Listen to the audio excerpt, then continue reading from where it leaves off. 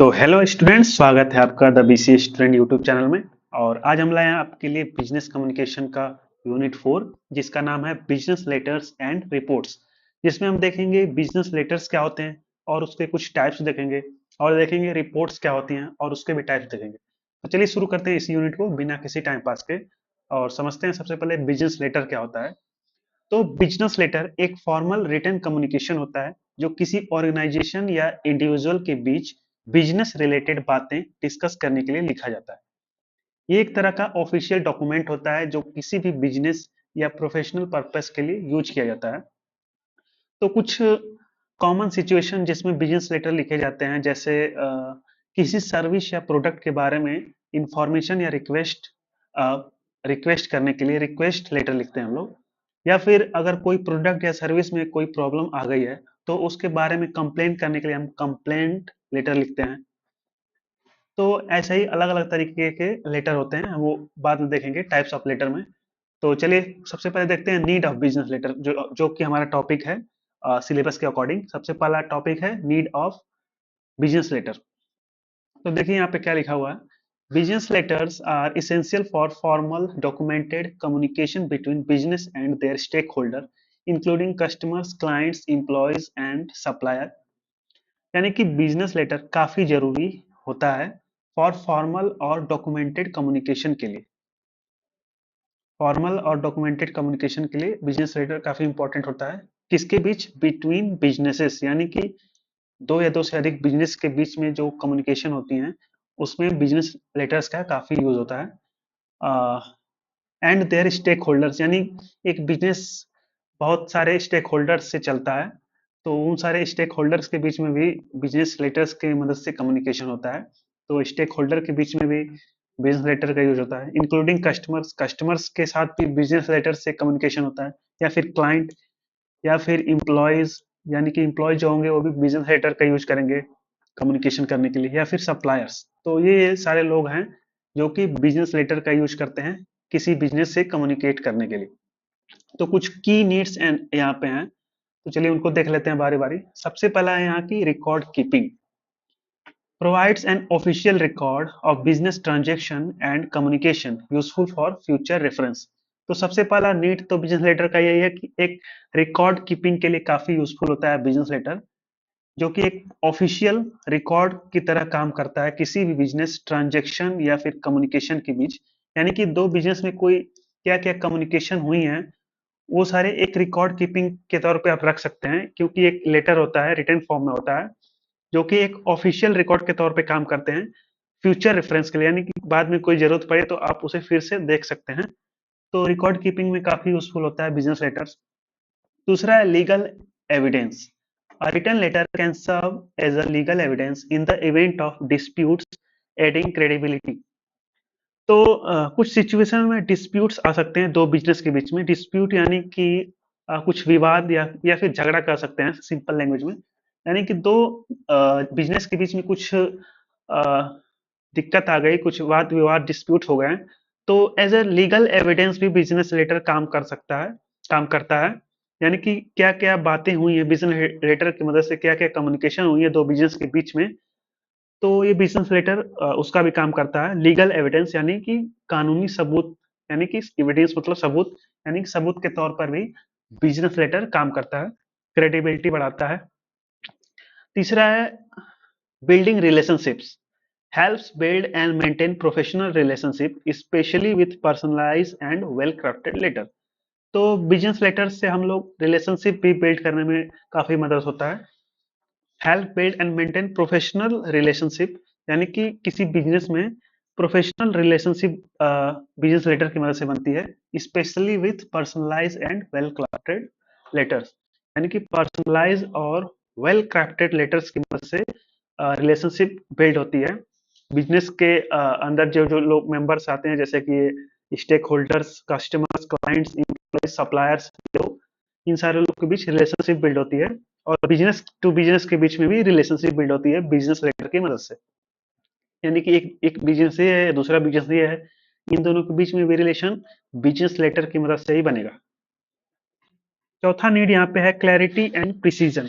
Enable precise communication of message avoiding misunderstanding. यानी कि जैसा कि आप जानते होंगे बिजनेस लेटर या फिर कोई भी लेटर जो होता है उसका एक तरीका होता है लिखने का, उसका एक लेआउट होता है, स्टैंडर्ड होता है, उसके हिसाब से कोई भी लेटर लिखा जाता है। तो बिजनेस लेटर क्लैरिटी और प्रिसीजन प्रोवाइड करता है, जिससे मिसअंडरस्टैंडिंग्स अवॉइड होती हैं, जो कि काफी यूजफुल इफेक्टिव होता है किसी भी कम्युनिकेशन के लिए, जिससे मिसअंडरस्टैंडिंग अवॉइड हो जाती है। कम्युनिकेशन प्रिसाइज होता है, मैसेज आपका क्लियर होता है रिसीवर के लिए। तो क्लियर एंड प्रिसीजन ये भी एक नीड है बिजनेस लेटर का। इसके बाद है cost effective communication, reach a broad audience with minimum expense. तो एक बार बिजनेस लेटर लिख के आप ब्रॉड ऑडियंस को सेंड कर सकते हैं, जिस जो कि एक कॉस्ट इफेक्टिव कम्युनिकेशन होगा, यानी कि आपको बहुत ही कम खर्चे में बहुत ज्यादा लोगों को आप कोई भी बात कह सकते हैं बिजनेस लेटर की मदद से। तो business letter cost effective communication में भी काफी यूजफुल है। ब्रॉड ऑडियंस को आप कोई कम्युनिकेशन या कोई इंफॉर्मेशन शेयर कर सकते हैं। तो ये थे कुछ needs of business letter. Business letter क्या होते हैं? Are essential for formal documented communication between business and their stakeholders, including customers, client, employees, supplier, and the key needs यहाँ है रिकॉर्ड कीपिंग। सबसे पहला रिकॉर्ड कीपिंग के लिए यूज होता है। लीगल एविडेंस के लिए भी काम आ सकता है बिजनेस लेटर, यदि कोई दिक्कत हुई बाद में किसी दो बिजनेसेस के बीच में, या फिर बिजनेस के अंदर ही जो एम्प्लॉय उनके बीच में कोई दिक्कत आ गई, डिस्प्यूट हुए, तो लीगल एविडेंस के रूप में काम करता है बिजनेस लेटर। बिल्डिंग रिलेशनशिप्स, दो बिजनेसेस या ये दो स्टेक होल्डर्स या कस्टमर्स के बीच में रिलेशनशिप बिल्ड होता है बिजनेस लेटर की मदद से। क्लैरिटी एंड प्रिसीजन होता है बिजनेस लेटर में, क्योंकि स्ट्रक्चर प्रोवाइड एक स्ट्रक्चर एक स्ट्रक्चर का यूज करके बिजनेस लेटर लिखा जाता है। क्लैरिटी और प्रिसीजन होता है जिससे मिसअंडरस्टैंडिंग अवॉइड होती है। कॉस्ट इफेक्टिव होता है क्योंकि बिजनेस लेटर की मदद से ब्रॉड ऑडियंस को, यानी कि बहुत ज्यादा नंबर ऑफ लोगों को एक साथ कोई भी इंफॉर्मेशन शेयर की जा सकती है, जिससे एक्सपेंस यानी खर्चा कम हो सकता है। तो ये थे बिजनेस लेटर के नीड्स।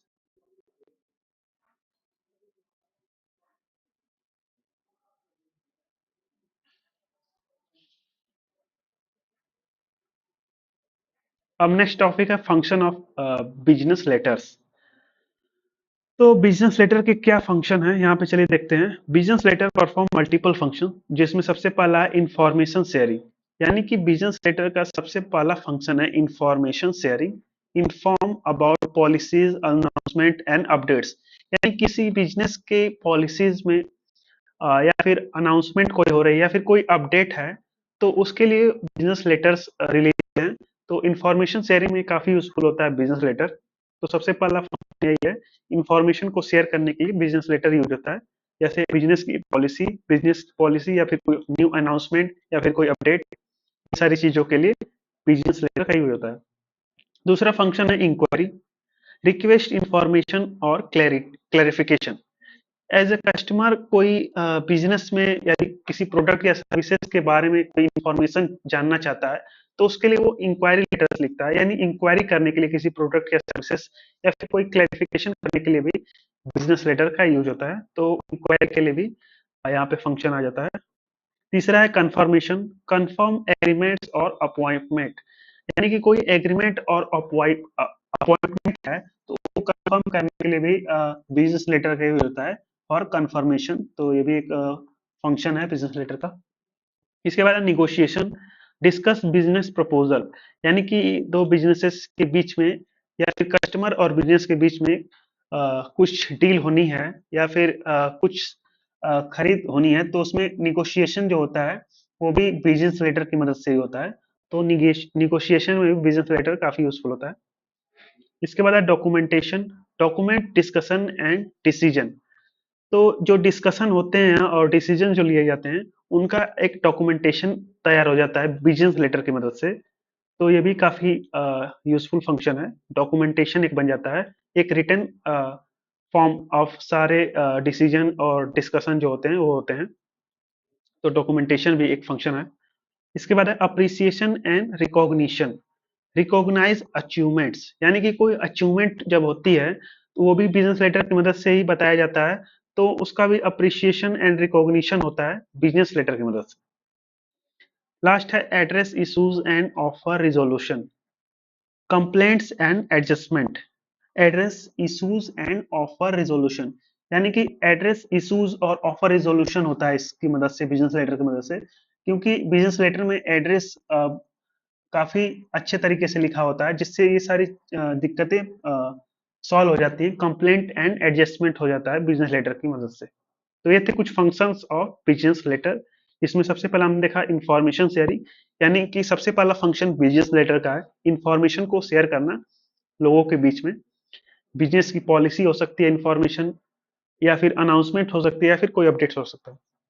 दूसरा फंक्शन देखा इंक्वायरी, यानी कि किसी प्रोडक्ट या सर्विसेज के लिए कुछ इंक्वायरी यानी कि रिक्वेस्ट, इंफॉर्मेशन के लिए रिक्वेस्ट करना, या फिर क्लैरिफिकेशन करना किसी बारे में, तो इंक्वायरी लेटर से लिखे जाते हैं। कंफर्मेशन एग्रीमेंट्स और अपॉइंटमेंट को कंफर्म करना बिजनेस लेटर की मदद से। निगोशिएशन करना भी बिजनेस लेटर की मदद से होता है।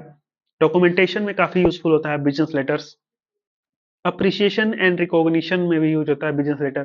कंप्लेंट एंड एडजस्टमेंट, या फिर किसी इशू, या फिर जैसे कि हमने इसी में देखा था प्रोडक्ट एंड सर्विसेज कोई गड़बड़ हो रही है, दिक्कत आ रही है उसमें, तो कंप्लेंट बिजनेस लेटर की मदद से हम लोग करते हैं। तो कंप्लेंट या फिर एडजस्टमेंट भी बिजनेस लेटर से होते हैं। Address address issue and offer resolution, यानी एड्रेस इशू यानी कि एड्रेस पता वाला एड्रेस नहीं है।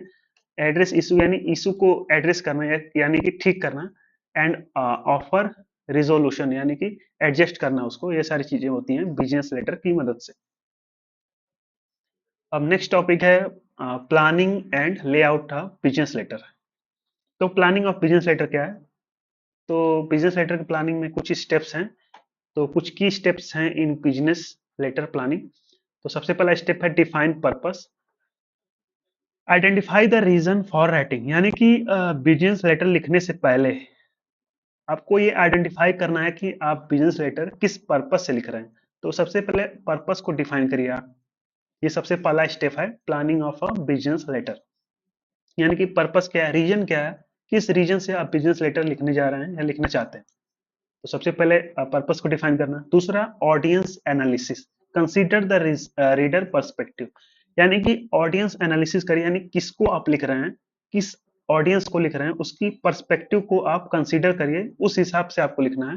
तो सबसे पहले जिसको लिख रहे हैं रिसीवर, यानी कि वो क्या एक व्यक्ति है या फिर ग्रुप ऑफ पीपल्स है, यानी कि कौन है, उसके बारे में आप एनालिसिस करिए और उसके पर्सपेक्टिव को समझिए, यानी तो आपको लिखना थोड़ा इजी हो जाएगा। तीसरा है organise content, arrange points logically, यानी कि आप जो लिख रहे हैं आप उसको लॉजिकली अरेंज करिए, ताकि जो रिसीवर हो उसे इजीली समझ में आ सके कि आप क्या लिख रहे हैं।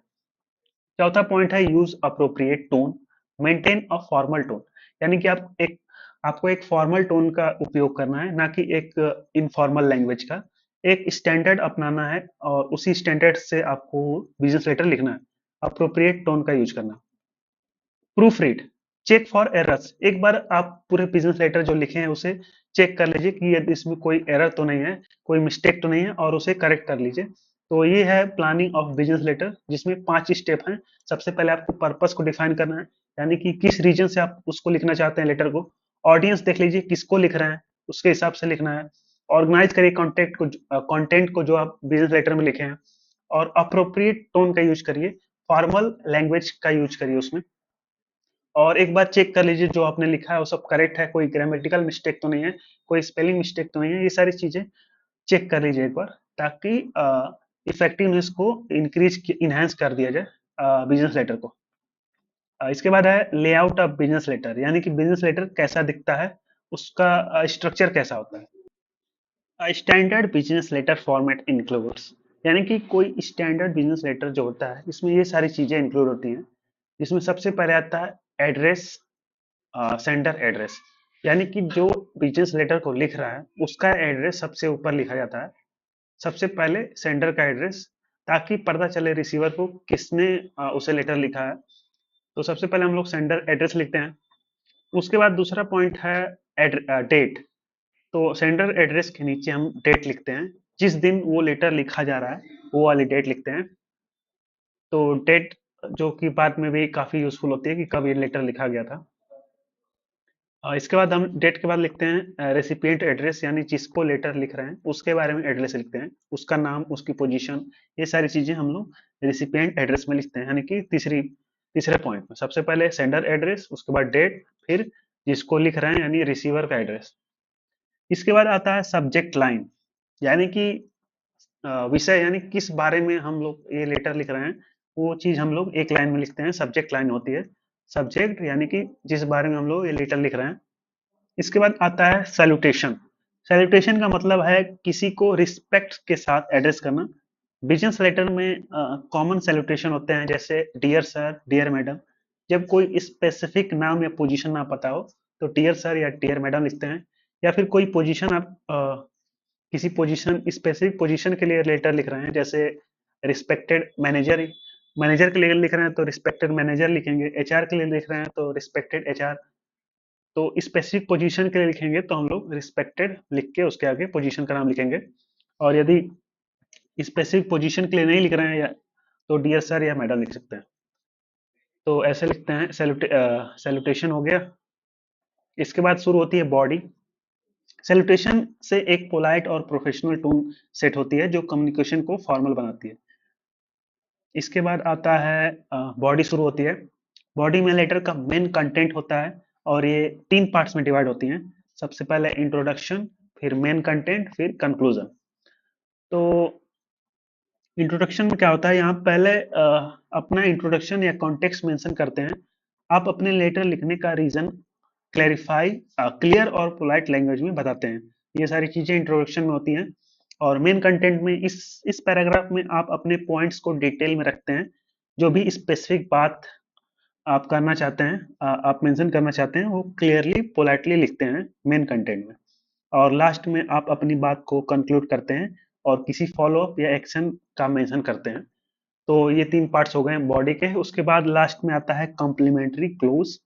ये एक पोलाइट और फॉर्मल एंडिंग होती है। कुछ कॉमन क्लोजिंग है, जैसे your sincerely, your faithfully. Your sincerely तब लिखते हैं जब आप रिसीवर को पर्सनली जानते हैं। और योर्स फेथफुली तब लिखते हैं जब आप रिसीवर से अननोन है, आप उसे नहीं जानते। पर्सनली जब जानेंगे तब उसे योर सिंसियरली लिखेंगे। और जब उसको आप पर्सनली नहीं जानते हैं तो योर्स फेथफुली लिखेंगे। तो कॉम्प्लीमेंट्री क्लोज पोलाइट और रिस्पेक्टफुल होनी चाहिए ताकि लेटर का इंप्रेशन अच्छा रहे। और लास्ट में आता है सिग्नेचर ब्लॉक। तो सिग्नेचर ब्लॉक लास्ट में सेंडर अपने सिग्नेचर और नेम लिखता है। ये वेरिफिकेशन और आइडेंटिटी के लिए इंपॉर्टेंट होता है कि असल में उसी व्यक्ति ने ये लेटर लिखा है कि नहीं। तो सिग्नेचर ब्लॉक काफी इंपॉर्टेंट होता है। तो ये थे लेआउट ऑफ बिजनेस लेटर, यानी कि क्या क्या इसमें पॉइंट्स होते हैं। सबसे पहला सेंडर एड्रेस, उसके बाद date, recipient address, subject line, salutation, body और कॉम्प्लीमेंट्री क्लोज और लास्ट में सिग्नेचर ब्लॉक। तो ये था लेआउट ऑफ बिजनेस लेटर। अब चलिए कुछ टाइप्स ऑफ बिजनेस लेटर देख लेते हैं और एग्जांपल से ये सारी चीजें भी देखेंगे। ये जो लेआउट हमने समझा है, एग्जांपल की मदद से ये सारी चीजें देखेंगे। तो सबसे पहला यहाँ पे टाइप है बिजनेस लेटर का, इंक्वायरी लेटर। जैसा कि हमने शुरू में ही बताया था, इंक्वायरी लेटर तब लिखते हैं जब या किसी प्रोडक्ट या सर्विस के बारे में कुछ इंफॉर्मेशन आपको जाननी होती है बिजनेस से, तो हम एक इंक्वायरी लेटर लिखते हैं, request information regarding a product और सर्विसेज। तो यहाँ पे एक एग्जांपल है बिजनेस लेटर का, इंक्वायरी लेटर का। यहाँ पे आप देख सकते हैं सबसे पहले यहाँ पे लिखा हुआ है सेंडर एड्रेस। तो यहाँ पे सबसे पहले सेंडर एड्रेस लिखना है इस प्रकार।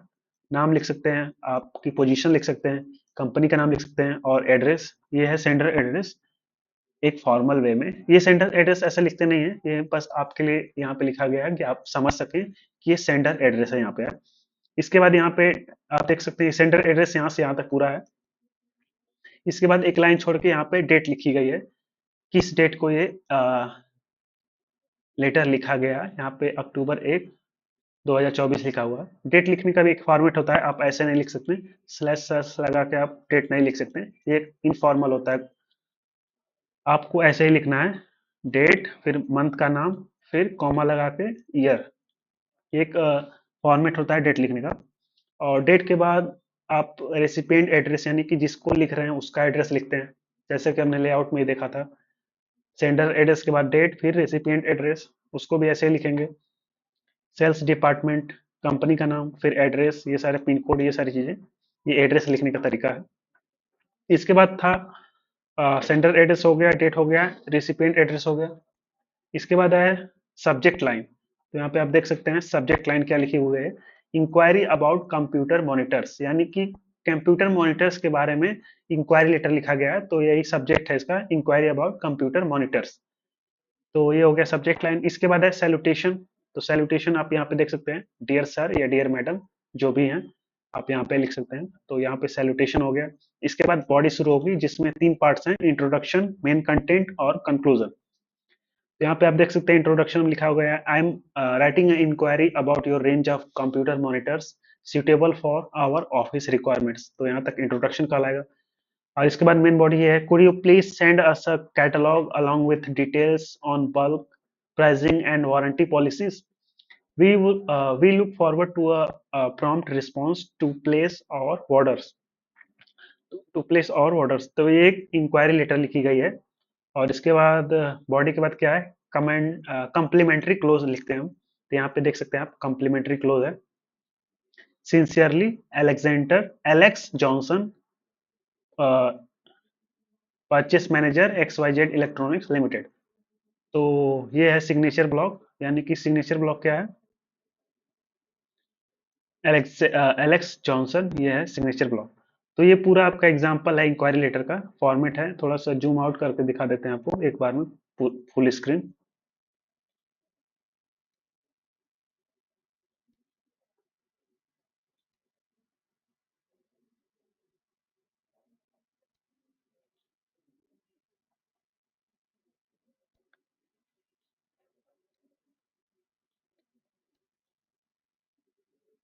तो ये आपका इंक्वायरी लेटर का फॉर्मेट है पूरा।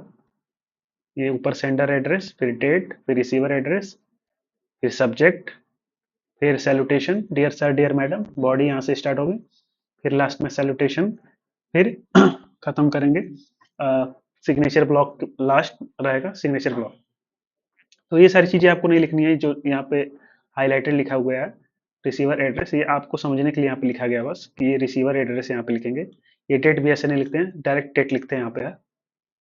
और ये सेंडर एड्रेस भी नहीं लिखेंगे, डायरेक्ट सेंडर एड्रेस लिखना स्टार्ट कर देंगे, ये वाली चीज। और सब्जेक्ट ये लिखते हैं ऐसे, और सैल्यूटेशन भी ऐसे रहेगा। और ये बॉडी,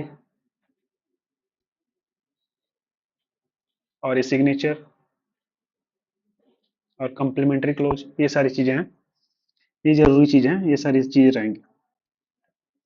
तो ये था एग्जाम्पल किसका, इंक्वायरी लेटर का। तो बहुत सारे टाइप्स होते हैं बिजनेस लेटर के, ये तो पहला टाइप था इंक्वायरी लेटर। दूसरे यहाँ पे आप देख सकते हैं ऑर्डर लेटर। ऑर्डर लेटर किसके लिए होता है, officially place N order for goods and services, यानी किसी गुड्स और सर्विस का ऑर्डर देने के लिए हम ऑर्डर लेटर लिखते हैं। यहाँ पे पहले इंक्वायरी की गई है उस प्रोडक्ट या सर्विस के लिए, फिर उसके बाद ऑर्डर का लेटर लिखेंगे। वैसे ही सेम फॉर्मेट रहेगा, सबसे पहले एड्रेस, सेंडर एड्रेस, फिर डेट, रिसीवर एड्रेस, फिर subject order for office chairs, फिर यहाँ पे सैल्यूटेशन डियर सेल्स मैनेजर। यहाँ पे देख देख सकते हैं स्पेसिफिक पोजीशन इंक्लूड की गई है, डियर सेल्स मैनेजर। उसके बाद यहाँ पे बॉडी, बॉडी के बाद कम्प्लीमेंट्री क्लोज, फिर सिग्नेचर, ये सारी चीजें हैं। फिर तीसरा टाइप है कंप्लेंट लेटर। कंप्लेंट लेटर यानी कि जो प्रोडक्ट या सर्विस आपने ऑर्डर की थी उसके बारे में कोई आपको शिकायत है, डिससेटिस्फेक्शन है, तो आप कंप्लेंट कंप्लेंट लेटर लिखते हैं, एक्सप्रेस डिससेटिस्फेक्शन और request for resolution for an issue, यानी कोई आपको इशू है तो उसके बारे में आप कंप्लेंट लेटर लिख सकते हैं। तो उसका भी सेम फॉर्मेट है, sender address, date, receiver address, subject, फिर सैल्यूटेशन, फिर बॉडी, बॉडी में क्या लिखा गया है, I am writing to bring to your attention the defective condition of the television set we purchase from you on September 5।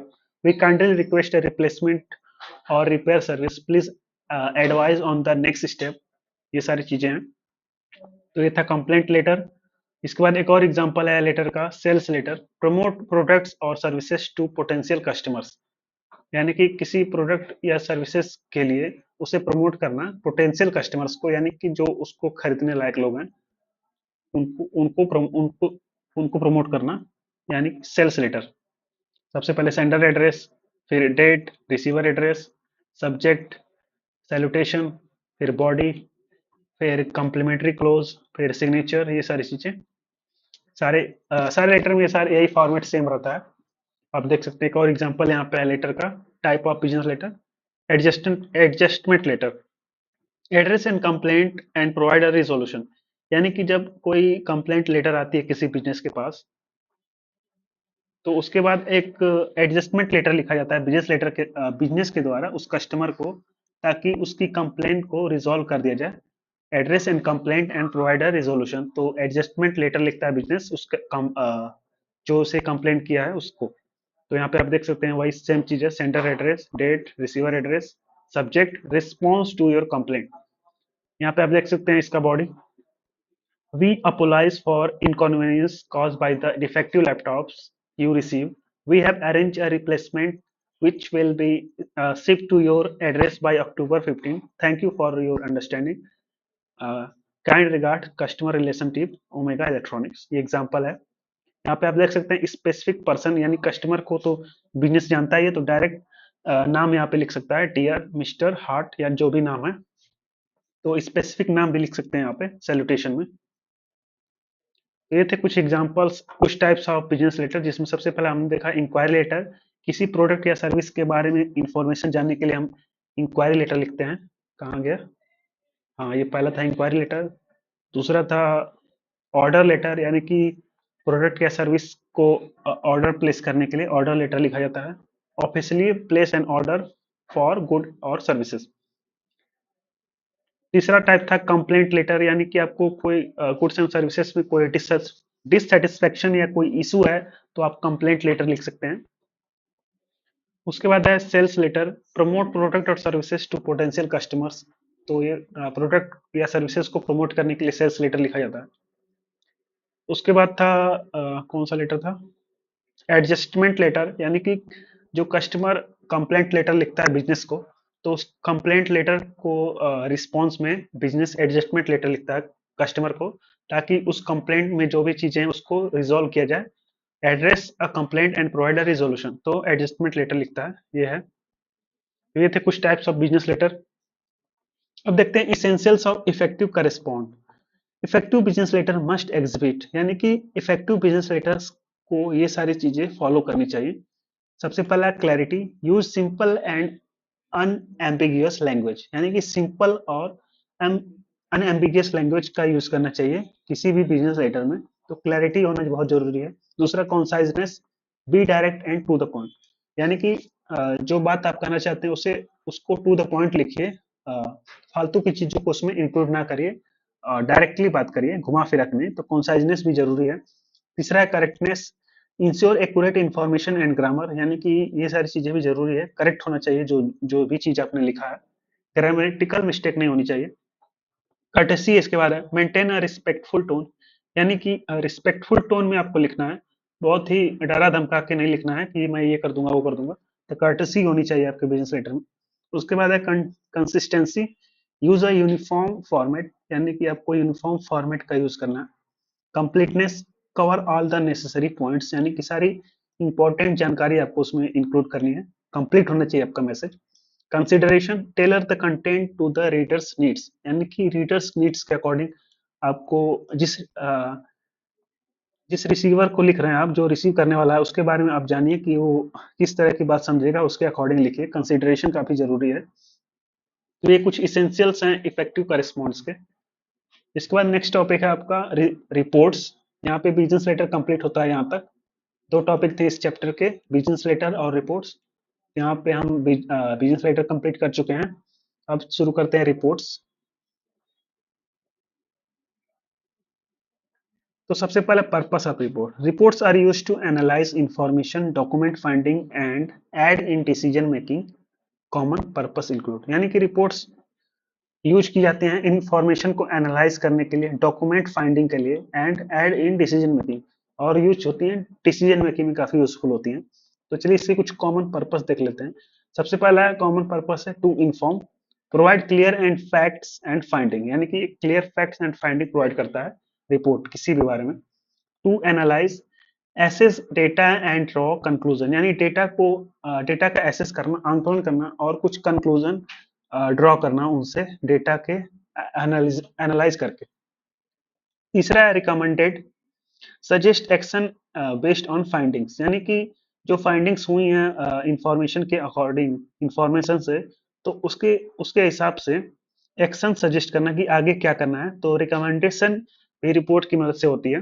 Last है to record, keep a documented record of research और events, यानी कि कोई research और event हुआ है उसका एक डॉक्यूमेंटेड रिकॉर्ड बनता है रिपोर्ट के जरिए। तो ये कुछ पर्पस है रिपोर्ट्स के, to inform, to analyse, to recommend, to record. अब देखते हैं कुछ types of reports with example. सबसे पहला टाइप है इंफॉर्मेशनल रिपोर्ट। तो प्रेजेंट फैक्ट्स विदाउट एनालिसिस, यानी कि फैक्ट्स प्रोवाइड करती है इंफॉर्मेशनल रिपोर्ट किसी भी स्पेसिफिक पॉइंट ऑफ टॉपिक पर। जैसे यहाँ पे एग्जांपल देख लेते हैं। Monthly sales report for September 2024, author sales department ABC store, date October 2nd, 2024. This report outlines the sales figure of September, including total revenue, number of items sold, and comparison with previous month. A graphical representation of sales by product category is attached for better understanding.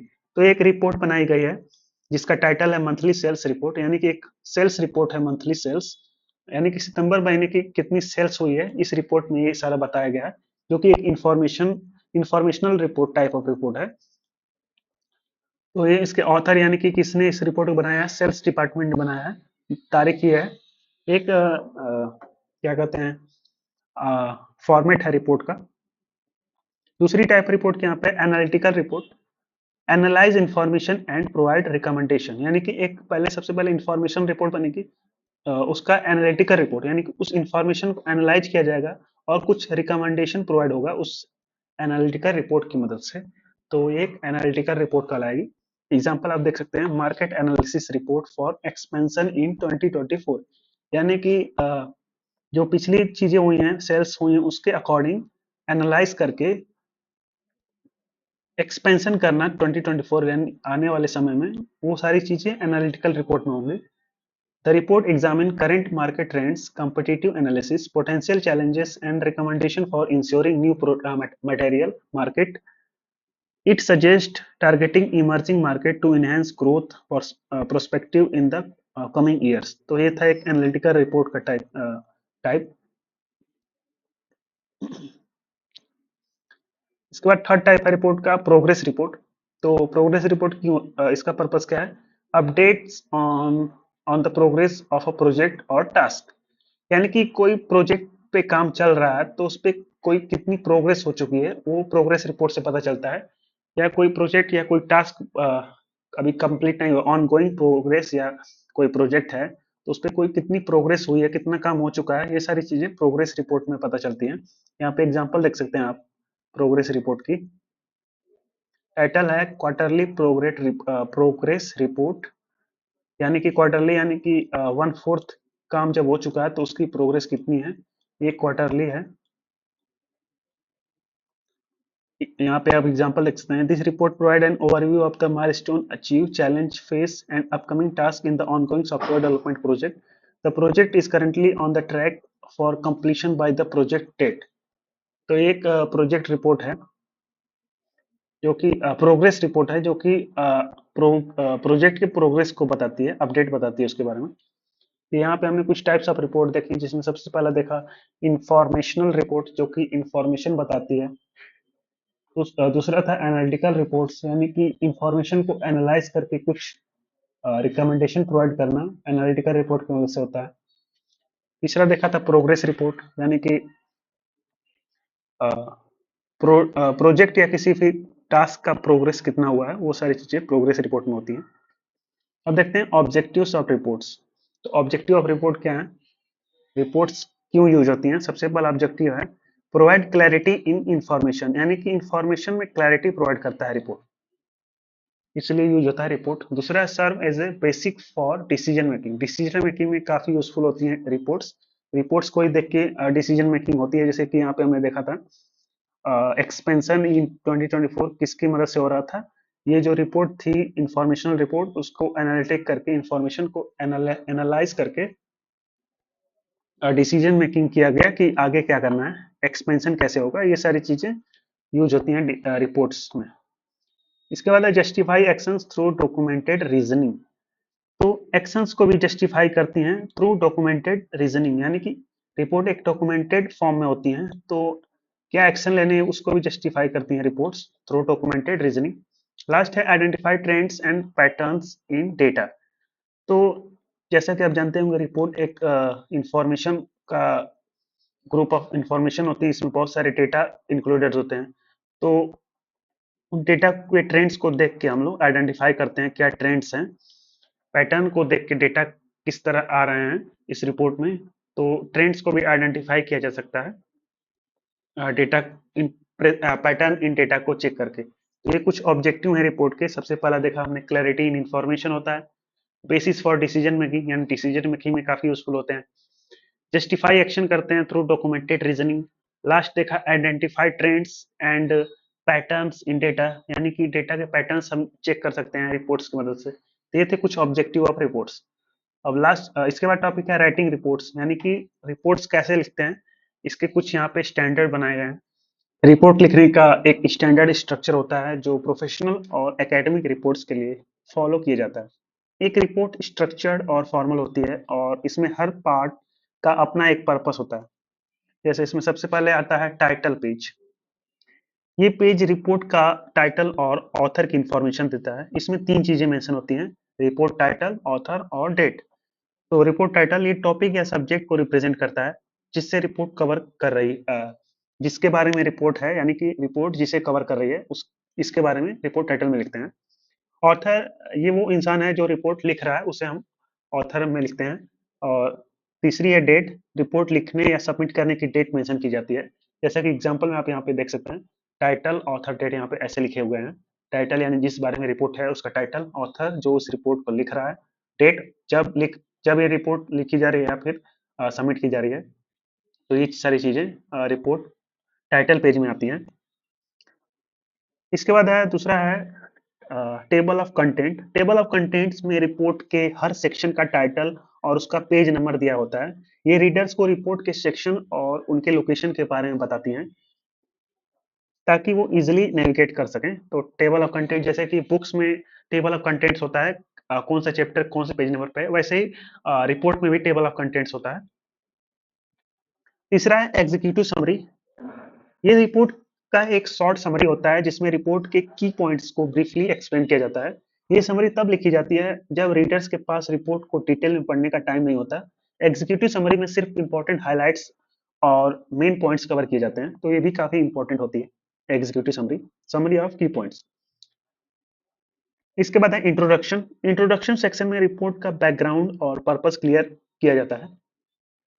यहाँ पर कुछ चीजें include होती हैं, जैसे purpose, scope, objective. Purpose, ये report क्यों लिखा जा रहा है या क्यों लिखा गया है, तो वो पर्पस में लिखा जाता है। स्कोप यानी कौन सा एस्पेक्ट या एरिया कवर किए गए हैं इस रिपोर्ट में, तो उसमें स्कोप में उसे लिखेंगे।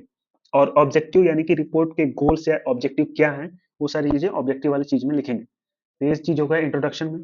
पांचवा है मेथोडोलॉजी। मेथोडोलॉजी में वो मेथड्स या टेक्निक्स एक्सप्लेन किए जाते हैं जिनके थ्रू डेटा कलेक्ट और एनालाइज किया गया है।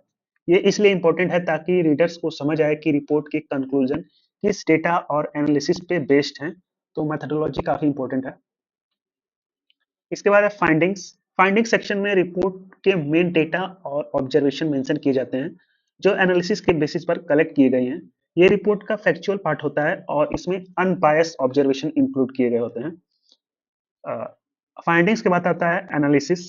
एनालिसिस सेक्शन में फाइंडिंग को इंटरप्रेट और एक्सप्लेन किया जाता है। इसमें फाइंडिंग्स का डीपर मीनिंग और उनका इफेक्ट एक्सप्लेन किया जाता है। एनालिसिस के थ्रू फाइंडिंग के पीछे के रीजंस और इनके आने वाले इम्पैक्ट समझाए जाते हैं। तो ये सारी चीजें एनालिसिस में होती हैं।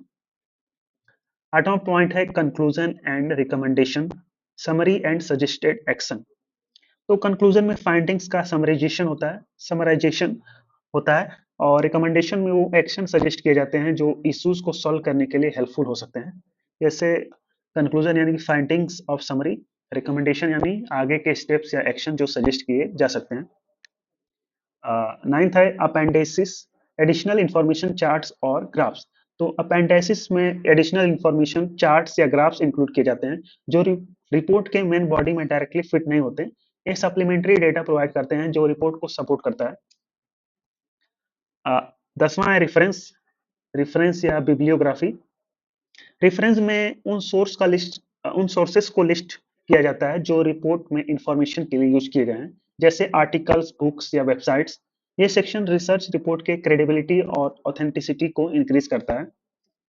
तो ये भी सारी चीजें काफी इंपॉर्टेंट होती हैं। तो ये है रिपोर्ट राइटिंग करने में स्टैंडर्ड को फॉलो करने वाली चीजें, जिसमें हमने देखा टोटल 10 चीजें। सबसे पहले टाइटल पेज होता है। टाइटल पेज में रिपोर्ट की टाइटल, ऑथर, डेट, ये एक तरफ से बुक की तरह होता है, जैसी सारी बुक में सारी चीजें होती हैं।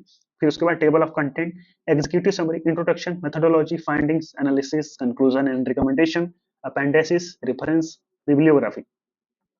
तो चलिए नेक्स्ट टॉपिक है प्रिंसिपल्स ऑफ इफेक्टिव राइटिंग। तो रिपोर्ट को इफेक्टिव और क्लियर बनाने के लिए कुछ इंपॉर्टेंट प्रिंसिपल्स फॉलो करना बहुत जरूरी होता है, जिसमें सबसे पहला है एक्यूरेसी। रिपोर्ट में जो डेटा और इंफॉर्मेशन यूज हो रही हैं वो एक्यूरेट होनी चाहिए। रॉन्ग डेटा रिपोर्ट को मिसलीडिंग और अनरिलायबल बना सकती हैं, तो एक्यूरेसी काफी इंपॉर्टेंट है। दूसरा है लॉजिकल फ्लो। रिपोर्ट के सेक्शंस और इंफॉर्मेशन को कोहेरेंट और लॉजिकल सीक्वेंस में प्रेजेंट करना चाहिए, जिससे रीडर्स आसानी से फॉलो कर सकें। तीसरा प्रिंसिपल है रिलेवेंस। रिपोर्ट में सिर्फ वही इंफॉर्मेशन इंक्लूड करनी चाहिए जो रिलेवेंट है और जो नेसेसरी हो। अननेसेसरी इंफॉर्मेशन से रिपोर्ट को अननेसेसरी इंफॉर्मेशन से रिपोर्ट लेंथी और कंफ्यूजिंग हो सकती है, तो उसे अवॉइड करना चाहिए। रिलेवेंट होना चाहिए टॉपिक से।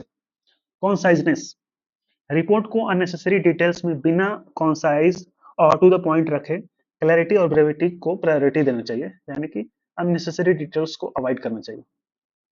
विजुअल अपील, चार्ट्स और ग्राफ का यूज करके रिपोर्ट को विजुअली अपीलिंग और इजी टू अंडरस्टैंड बनाया जा सकता है। ये इन्फॉर्मेशन को और क्लियर और इंगेजिंग बना सकती है। तो विजुअल अपीलिंग का यूज करें चार्ट्स और ग्राफ का, जिससे क्लैरिटी बढ़ेगी। लास्ट है प्रॉपर लैंग्वेज। रिपोर्ट की लैंग्वेज प्रोफेशनल और फॉर्मल होनी चाहिए। कैजुअल या इनफॉर्मल लैंग्वेज अवॉइड करनी चाहिए, और ग्रामर और स्पेलिंग का ध्यान रखना बहुत ही जरूरी होता है, ताकि कोई मिसअंडरस्टैंडिंग ना हो। तो ये थे कुछ प्रिंसिपल्स ऑफ इफेक्टिव राइटिंग। तो यहाँ पे आपका चैप्टर कंप्लीट होता है। आप कुछ रिपोर्ट्स के एग्जांपल आप इंटरनेट पे सर्च करके देख सकते हैं। यहाँ पे इसमें इंक्लूड करना मुश्किल है, तो इसलिए इसमें इंक्लूड नहीं किया गया है। काफी छोटा सा एग्जांपल यहाँ पे बस लिया गया है। टाइटल पेज में ये सारी चीजें होती हैं, और ये समरी, एग्जीक्यूटिव समरी है। बाकी सारी चीजें एग्जांपल में नहीं लाई जा सकती रिपोर्ट्स की कोई। रिपोर्ट क्योंकि बहुत बड़ी चीज होती है। तो यहाँ पे आपका चैप्टर कंप्लीट होता है, जिसका नाम था बिजनेस लेटर और रिपोर्ट। उम्मीद है आपको ये सारे कॉन्सेप्ट क्लियर हुए होंगे। तो यदि आपको इस लेक्चर के पीडीएफ नोट्स डाउनलोड करने हैं, तो आप हमारे टेलीग्राम चैनल से जाके डाउनलोड कर सकते हैं, जिसका लिंक आपको इस वीडियो के डिस्क्रिप्शन में मिल जाएगा। तो वहां से आप जाके इसे डाउनलोड कर सकते हैं। तो चलिए मिलते हैं नेक्स्ट वीडियो में, जो कि रहेगा बिजनेस कम्युनिकेशन का 5वां यूनिट, जिसका नाम है ड्राफ्टिंग ऑफ बिजनेस लेटर। तो नेक्स्ट वीडियो में हम उसके बारे में बात करेंगे। तो चलिए मिलते हैं नेक्स्ट वीडियो में, तब तक के लिए ओके बाय।